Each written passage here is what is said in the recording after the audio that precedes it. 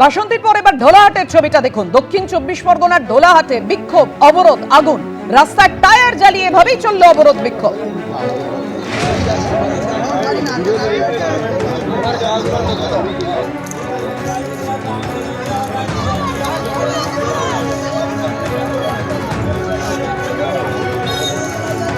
SIR শুনানিতে আবারও সেই হয়রানির অভিযোগ তুলল সাধারণ মানুষ।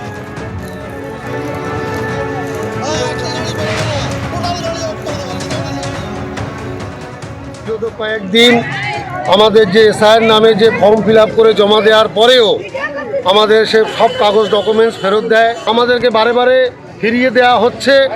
আমরা আমাদের প্রতিবেশী গ্রামে একটা আবাদ ভবনপুরে একটা ছেলে মারা গেছে, আমরা প্রত্যেকে আতঙ্কে আছি যে এইভাবে যদি আমাদের চলতে থাকে আমাদের সমাধান কোথায়। সাধারণ মানুষ সমাধান পেতে চাইছেন, কিন্তু কোথায় সমাধান? এইভাবে যদি বিক্ষোভ অবরোধ চলতে থাকে তাহলে সমাধান কোন পথে মিলবে? এবার কোলবার ছবি দেখুন। শুনানিতে হয়রানির অভিযোগে বিক্ষোভ দেখাচ্ছেন তারা, রাস্তায় টায়ার জ্বালিয়ে। এসআইআর বিক্ষোভে পথে নেমেছে তৃণমূল কংগ্রেসও।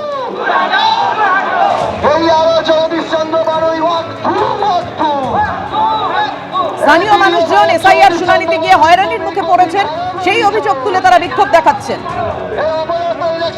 অন্যদিকে তৃণমূল কংগ্রেস তারাও বিক্ষোভে নেমেছেন। ফর্ম 7 এর মাধ্যমে ভোটারদের নাম বাদের চেষ্টার অভিযোগ তুলেছেন তারা। পোলবার আলীনগরে পথ অবরোধ করেছে তৃণমূল।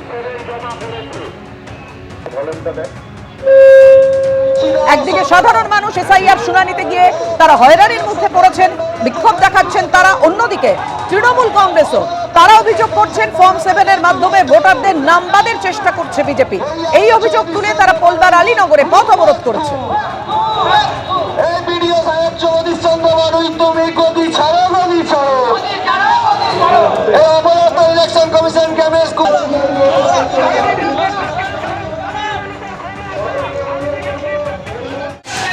গতকাল আপনারা জানেন সুপ্রিম কোর্ট কড়া নির্দেশ দিয়েছিল যে শুনানিতে কোন কোন নথিপত্র নেওয়া হচ্ছে তার রসিদ দিতে হবে ভোটারকে, এবং অ্যাকনলেজমেন্ট স্লিপ দিতে অসুবিধে কোথায় আছে নির্বাচন কমিশনের আইনজীবীর কাছে জানতে চেয়েছিলেন বিচারপতি দীপঙ্কর দত্ত। অর্থাৎ অ্যাকনলেজমেন্ট স্লিপ যে দিতে হবে সেটা একেবারে স্পষ্ট হয়েছিল গতকাল সর্বোচ্চ আদালতের নির্দেশে।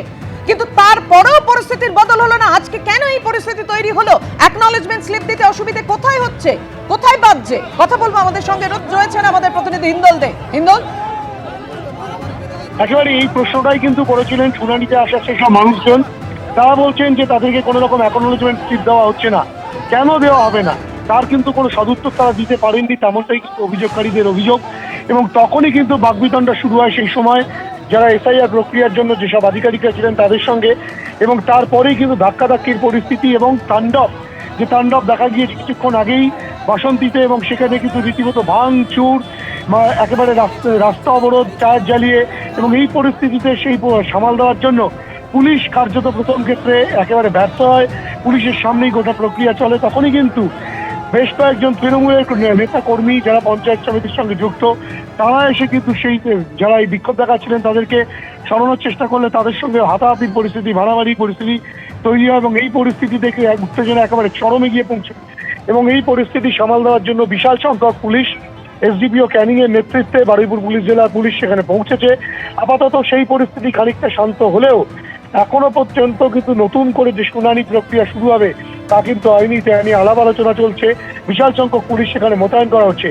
কিন্তু এই মোতায়েন যখন পুলিশ হচ্ছে তার পর্যাপ্ত পুলিশ কেন তৈরি হলো, কেনই বা অ্যাকনলেজমেন্ট স্লিপ দেওয়া হলো না, সেই সব প্রশ্নগুলোই কিন্তু সব বড় হয়ে দাঁড়াচ্ছে। এবং সেক্ষেত্রে নির্বাচন কমিশনের কাছে নির্বাচন কমিশনের যারা সেখানে প্রতিনিধি রয়েছেন যেখানে এই শুনানি প্রক্রিয়া চলছে তারা কেন অ্যাকনলেজমেন্ট স্লিপ দিতে পারছিলেন না বা কী কারণে এই ঘটনা ঘটলো সেই বিষয়ে কিন্তু এখনো পর্যন্ত কোনো সদুত্তর তাদের তরফ থেকে পাওয়া যায়নি। কিন্তু পরিস্থিতি একেবারে হাতের বাইরে বেরিয়ে গিয়েছিল। যে এই পরিস্থিতিকে বর্তমানে কিছুটা শান্ত করা গেলেও এখনো কিন্তু রীতিমতো বিভিন্ন জায়গায় উত্তেজনা রয়েছে খানিকটা। সেই কারণে বিশাল সংখ্যক পুলিশ মোতায়েন রয়েছে যাতে নতুন করে আবার উত্তপ্ত পরিস্থিতি তৈরি না হয়। পাপিয়া, হিন্দল, তুমি আমাদের সঙ্গে থাকো। 15 তারিখ উত্তর দিনাজপুরের চাকুলিয়াতেও বিডিও অফিসে ব্যাপক তাণ্ডব চালানো হয়। ভাঙচুর থেকে আগুন, বাদ দেয়নি কিছুই। কার্যত ধ্বংসস্তূপে পরিণত হয় বিডিও অফিস। আর আজ বাসন্তী।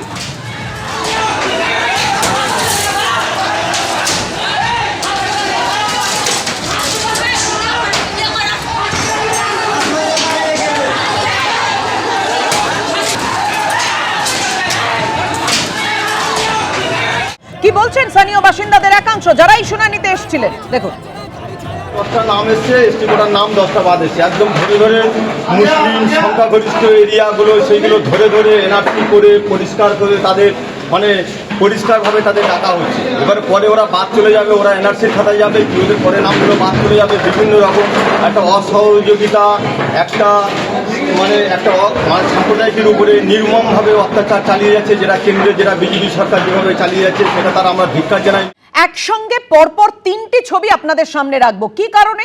কারণ ফরাক্কা চাকুলিয়ার পর বিক্ষোভের যে ছবি, তাণ্ডবের যে ছবি দেখা গেল বিডিও অফিসে, সেটা যে কিছুতেই থামানো যাচ্ছে না সেই ছবি দেখুন।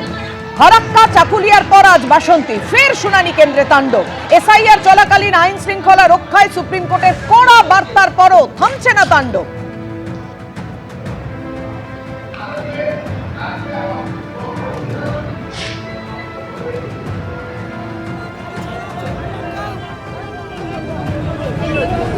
বাসন্তীতে এসআইআর শুনানি কেন্দ্রে এভাবেই চলে তুলকালাম। নথি জমার পর রিসিপ্ট না দেওয়ার অভিযোগ।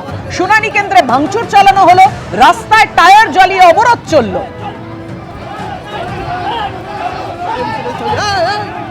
সামনে যাচ্ছে।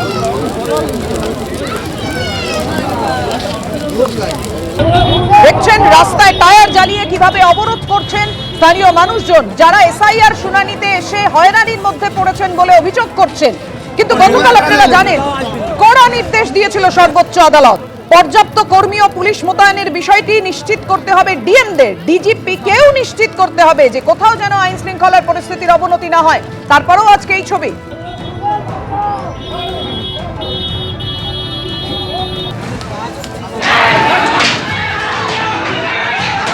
কথা বলবো, আমাদের সঙ্গে রয়েছেন আমাদের প্রতিনিধি হিন্দল দে। হিন্দল, ফরাক্কা চাকুলিয়ার পর আজ বাসন্তী, ছবিটা বদলালো না সুপ্রিম কোর্টের কড়া নির্দেশের পরও? একেবারেই দেখো, শুনানি কেন্দ্রগুলোতে কিন্তু এই গন্ডগোলের চিত্র পরপর ঘটেই চলেছে। তারই পুনরাবৃত্তি কিন্তু এবার দক্ষিণ 24 পরগনার বাসন্তীর সোনাখালীর কর্মতীর্থে, যেখানটায় কিন্তু সেই এসআইআর এর শুনানি প্রক্রিয়া চলছিল।